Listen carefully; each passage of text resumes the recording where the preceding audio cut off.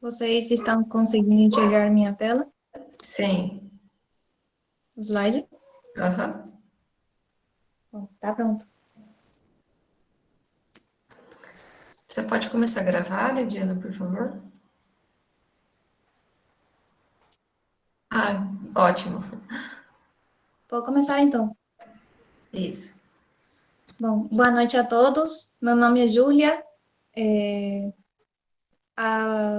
Estou quase começando o quinto período e hoje eu vou falar para vocês de uma doença da qual as causas ainda não sabemos muito bem, nem a fisiopatologia, que é a mielodisplasia, ou também chamado de síndrome mielodisplásica. Síndromes, na verdade, porque é um grupo de doenças. E ela é caracterizada por distúrbios clonais das células tronco hematopoieticas. Essa doença afeta a linhagem mieloide e ele pode afetar uma só célula ou várias delas. Ela pode afetar só os glóbulos vermelhos, as plaquetas ou granulócitos, ou pode afetar várias delas ao mesmo tempo. O que acontece nessa doença? Bom, ela se caracteriza por ter uma falha na medula óssea, com displasia em uma ou mais linhagens celulares e também por citopenia em sangue periférica. Ou seja, acontece a hematopoiese, mas ela é inefetiva. Por exemplo, as células não amadurecem adequadamente, a medula óssea fica hipercelularizada, porém, a sangue periférica, ela sofre de citopenia. Na nossa bibliografia no Hofbra, por exemplo, ele fala desde o princípio de pancitopenia. E uma característica fundamental dessa doença, e a qual a faz muito perigosa, é o risco elevado de progressão à leucemia mieloide aguda, que seria como a forma mais agressiva da doença. Eu vou estar nomeando essa doença ao longo da aula, porém não vou desenvolver tal, porque acho que é um conteúdo para a seguinte aula. Acho que a Nayara e a Margarita vão desenvolver sobre leucemia mieloide. É, então, etiologia. As causas dessa doença ainda não se conhecem muito bem, não existe tal coisa assim de isso leva a desenvolver a doença. E clinicamente ela é classificada como primária ou secundária. A primária, ela é chamada de idiopática, porque não se sabe exatamente o que leva a desenvolver.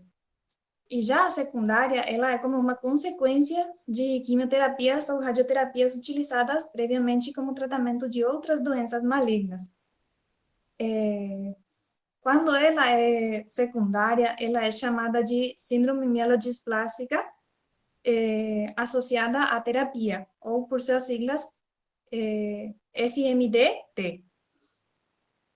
Em sua epidemiologia, eu não achei assim uma informação que falasse exatamente no Brasil, tanto por ano, por número de mortes, ou assim, que seja muito específico. Então, eu peguei a informação do Hofbra, e ele fala de que por ano são acometidas 4 por cada 100 mil pessoas. Mas esses números variam de acordo com as bibliografias. Em artigos, por exemplo, eu achei de 2 a 12 pessoas por cada 100 mil por ano. No ponto em que essas bibliografias têm concordância é na predominância masculina. Em todas falam que há uma leve predominância masculina e mais de 50% dos casos é primário, é da classificação primária, e acomete pessoas por cima dos 70 anos de idade, os idosos. Menos de 25% dos casos acomete pessoas menores de 50 anos em qualquer faixa etária nesse limite, e geralmente é secundário. Uma forma fácil de lembrar essa informação é, quando é primária, a causa é desconhecida. Mas quando ela é secundária, a causa é mais conhecida. Vocês vão encontrar essa informação na Associação Americana de Câncer. Quanto à patogênese, como eu já tinha dito ao princípio, a patogênese ou fisiopatologia também é difícil de estabelecer porque ela ainda não tem assim uma causa conhecida que leve a desenvolver ou que exatamente explique a forma em que ela começa a acontecer. Porém, é muito estudado sua relação com alterações genéticas.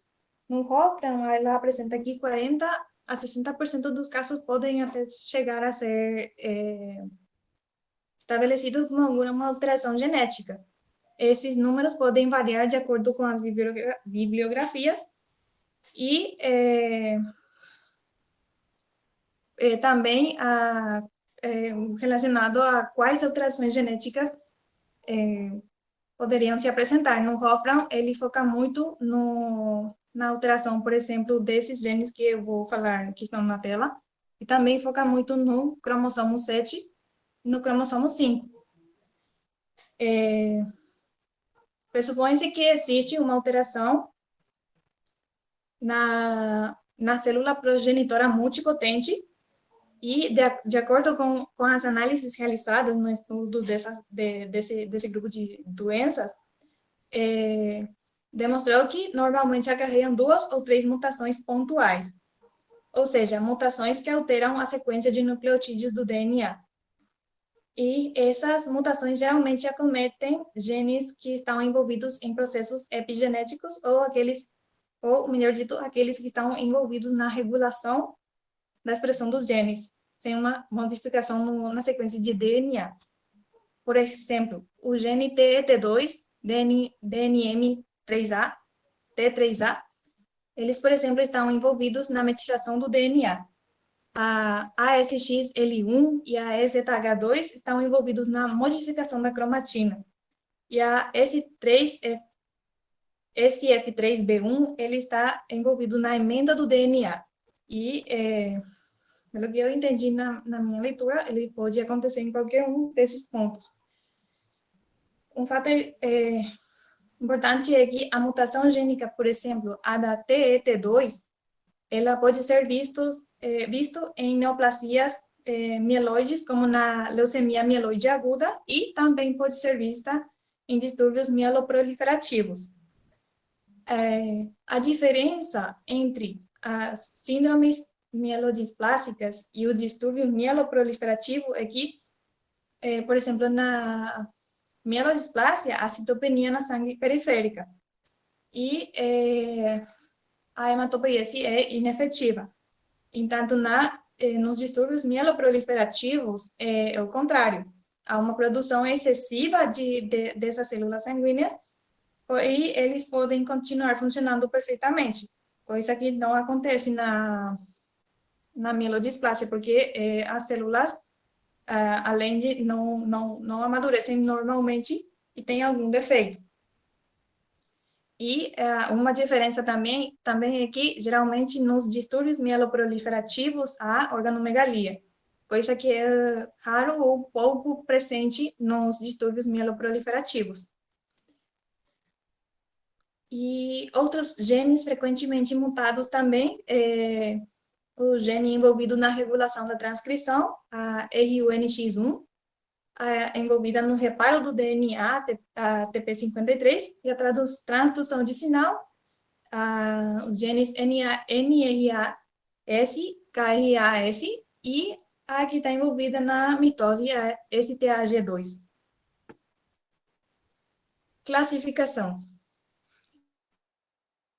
Em torno da classificação poderia haver um pouco de confusão, porque tipo não é uma coisa assim que é feita assim escaladamente, senão baseado no hemograma, nos achados na análise da sangue, e se incluem aspectos morfológicos microscópicos, número de blastos no sangue e na medula óssea, e a análise citogenética. Por exemplo,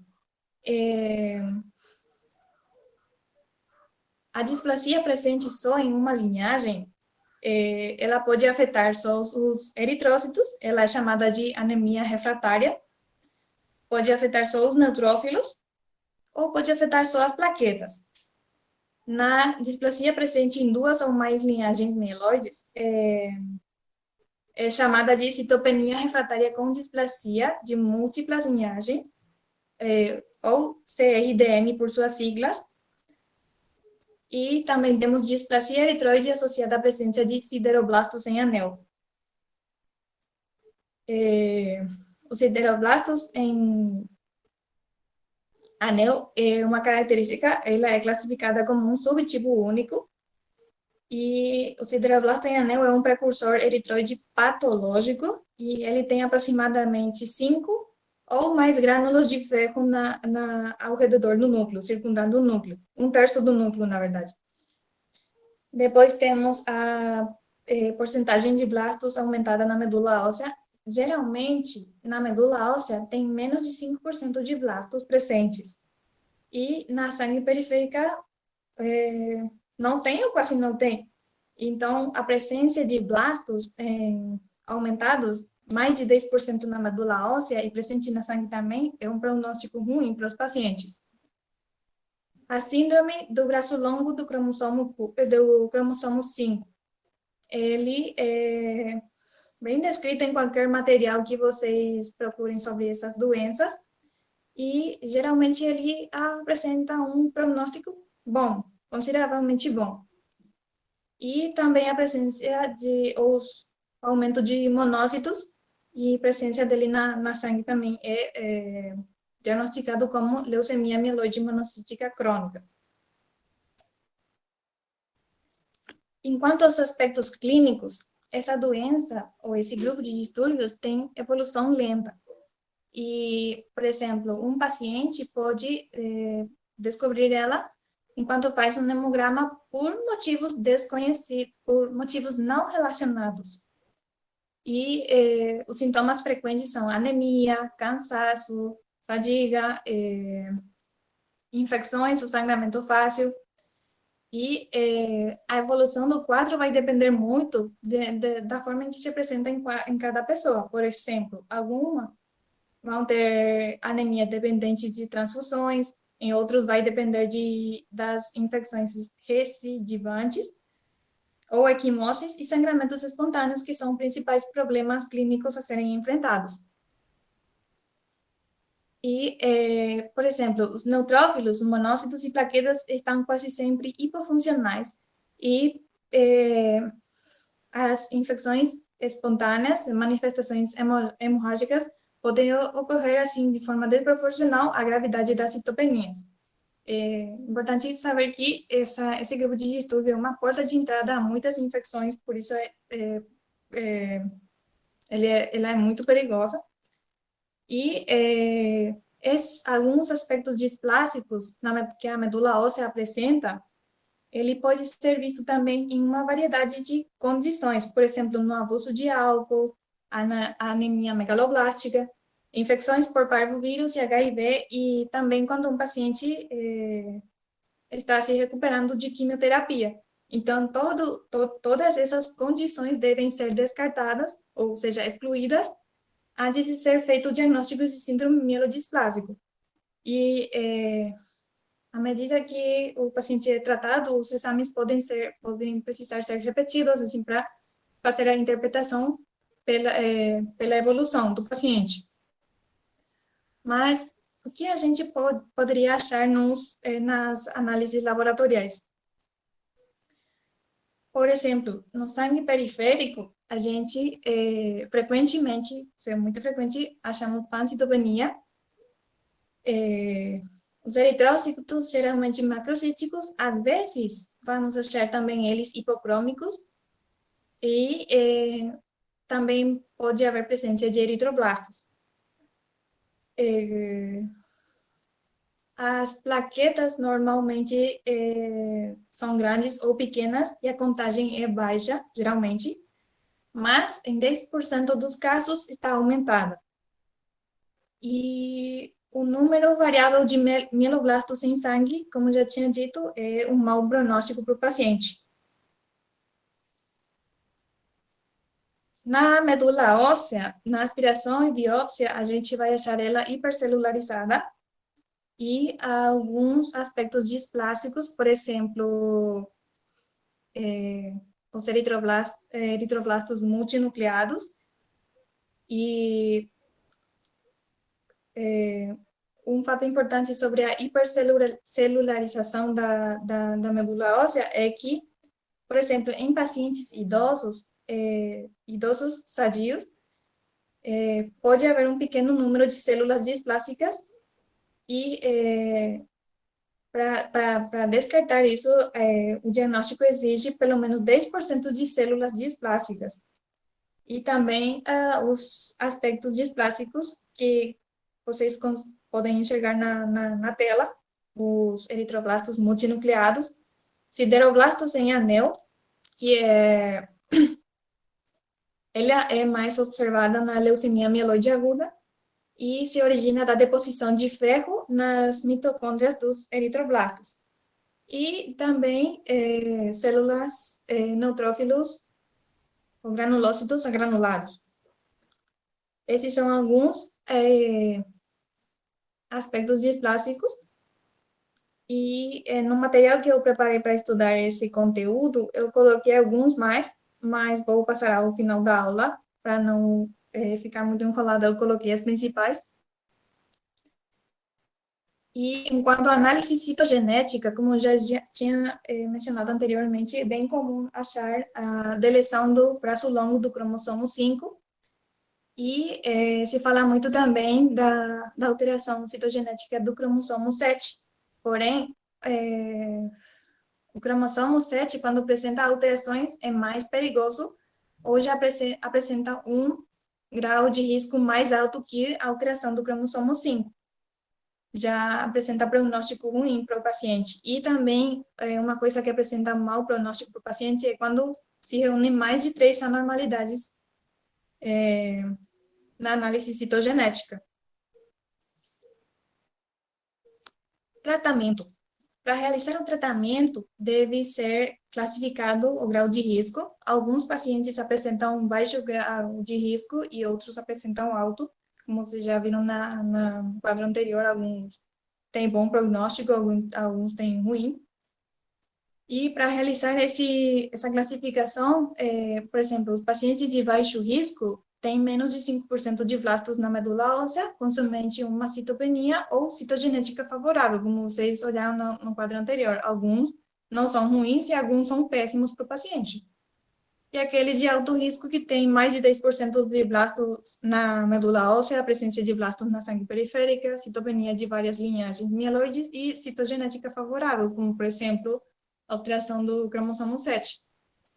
Já o tratamento para pessoas de baixo risco, de acordo com o Hoffman, geralmente as pessoas que têm baixo risco não precisam muito de tratamento, mas se for necessário, se realiza a melhoria da função da medula óssea pela administração de fatores de crescimento hematopoéticos isolados ou em combinação.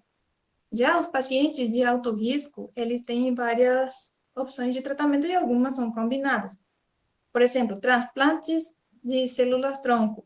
Ele oferece um prospecto de cura para a síndrome mielodisplásica, mas em pacientes que apresentam mais de 10% de blastos na medula óssea, eles devem receber quimioterapia prévia. A quimioterapia intensiva, ela é inevitável para os pacientes, eles vão receber porque vão receber. E frequentemente surge em poucos meses. Esse tratamento tem muitos riscos, ou seja, tem alto risco pela pancitopenia decorrente e acostuma ser prolongada sem regeneração hematopoética, possivelmente pela falta de células-tronco normais.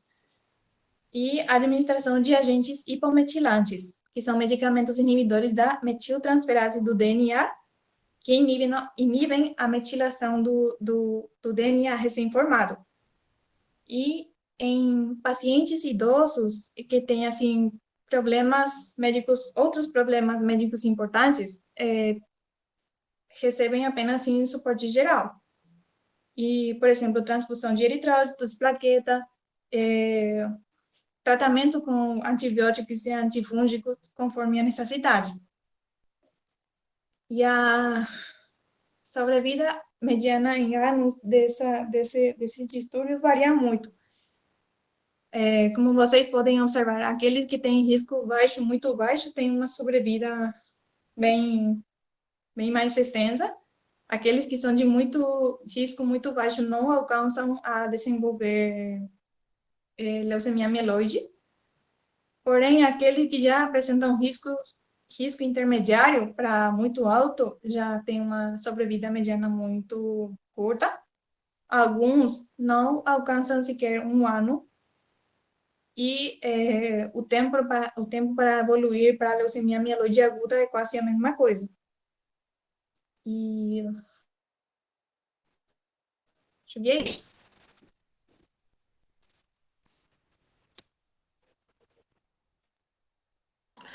Júlia, eu tenho uma dúvida quanto à classificação. A questão da porcentagem dos casos mais leves e mais graves ficaria em quantos por cento? Oi. A porcentagem de casos mais leves, olha, eu não. Não, para a classificação da doença mesmo. Ah, Porque a maior parte são de casos que não têm sintomas tão exuberantes, né? sim. É que, por exemplo, aqui é primária, assim, que se apresenta mais em pacientes idosos, mas de 50% dos casos pertence a esse. E acho que é aqueles que vão desenvolver lentamente, assim, não tão agressivamente, que são aqueles de baixo risco, acho. Não sei se estou conseguindo explicar bem. E aqueles que conseguem, não conseguem, não, sino que desenvolvem aquele que de forma muito agressiva, são menos de 25% dos casos que. É isso. Que teria uma evolução mais rápida também, né? Sim, mas muito mais rápida. Por exemplo, quando o paciente é de alto risco, ele tem, por exemplo, a sobrevida mediana é menos de um ano. E o tempo para evolução para a leucemia mieloide aguda é menos de um ano também. É muito rápido mesmo. Uhum. Muito rápido.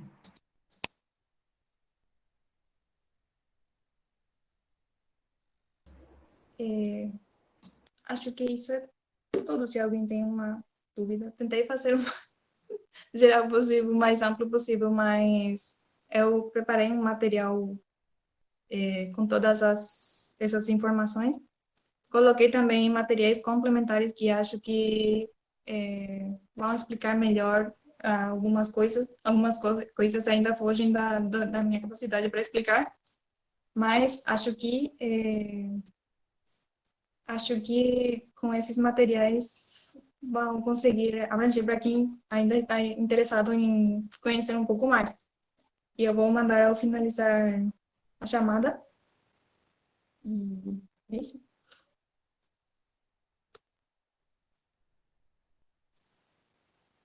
Mais alguma dúvida, pessoal?